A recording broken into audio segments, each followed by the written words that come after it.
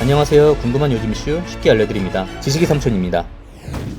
넷플릭스 흑백 요리사의 인기와 함께 방송에 출연한 셰프들 그리고 그들의 레스토랑도 화제가 되고 있습니다. 우승자 나폴리 마피아의 레스토랑은 예약 오픈과 동시에 11만 명이 몰리기도 했죠. 흑백 요리사는 넷플릭스 글로벌 탑10 TV 비영어 부문 1위를 달성하며 전세계 시청자들의 눈길을 사로잡기도 했는데요. 콘텐츠의 인기 요인으로 출연자들의 요리 실력뿐만 아니라 심사위원의 섬세한 맛평가도 함께 손꼽히고 있습니다. 흑백 요리사의 인기와 함께 주목받은 것이 또 있습니다. 바로 미슐랭인데요. 특히 심사위원으로 출연한 안성재 셰프는 우리나라에서 유일하게 미슐랭 3스타 타이틀을 보유한 셰프이기도 한데요. 요리 서바이벌의 심사를 맡을 만한 타이틀로 손색 없어 보이는 미슐랭 3스타. 그 위상은 어느 정도일까요? 마시멜로우를 닮은 캐릭터로 유명한 프랑스의 타이어 제조회사 미쉐린. 미슐랭 가이드는 바로 이 회사에서 발간하는 전국 여행 안내서입니다. 미쉐린, 미슐랭. 어떤 게 맞는 말인지 궁금해하시는 사람들도 있는데요. 한국에서는 미쉐린을 정식 표기법으로 사용하고 있지만 프랑스어로 미슐랭, 영어식 발음으로 미쉐린을 사용하고 있어 둘 다 맞는 말입니다. 미슐랭 가이드는 타이어를 구매하는 고객에게 무료로 나누어주던 안내 책자였는데요. 미슐랭의 창업주인 미슐랭 형제는 차를 구입하고 이용하는 많은 사람들이 새로운 장소를 모험하고 여행을 즐길 수 있도록 해야 할 의무가 있다고 생각했습니다. 미슐랭 가이드는 타이어를 구매하는 고객에게 무료로 제공된 일종의 서비스였죠. 초창기에 운전자와 여행객들을 위한 정보를 덮는 데 집중했고 1908년 본격적으로 여행 정보를 제공하는 사무실을 열었고 가이드북의 인기가 높아지며 1922년부터 유료로 판매하기 시작했습니다. 자동차 여행 중에 즐길 수 있는 호텔, 맛집 등을 소개하던 책자를 유료 판매로 전환하며 레스토랑의 품질을 평가하는 방법 역시 별점 방식으로 변경하게 됐는데요. 미슐랭 가이드의 별점은 1점에서 3점까지 있으며 각각 다른 의미를 갖고 있습니다. 별 하나는 요리가 훌륭한 식당, 별 2개는 요리가 훌륭해 멀리 찾아갈 만한 식당, 별 3개는 요리가 매우 훌륭하며 이 맛을 보기 위해 특별한 여행을 떠날 가치가 있는 식당을 의미합니다. 2024년을 기준으로 전 세계의 미슐랭 원스타 레스토랑은 2896곳, 투스타 레스토랑은 493곳, 3스타 레스토랑은 145곳입니다. 3스타를 받은 매장이 가장 많은 나라는 프랑스고요. 현재 우리나라에 3스타 식당은 없습니다. 기존 3스타를 받았던 안성재 셰프의 모수 서울은 휴업 상태이고 7년 연속 3스타를 받았던 광주요 그룹의 가오는 문을 닫았기 때문입니다. 한국의 미슐랭 가이드는 2016년에 첫 공개됐는데요. 홍콩, 마카오, 상하이, 도쿄, 오사카, 교토,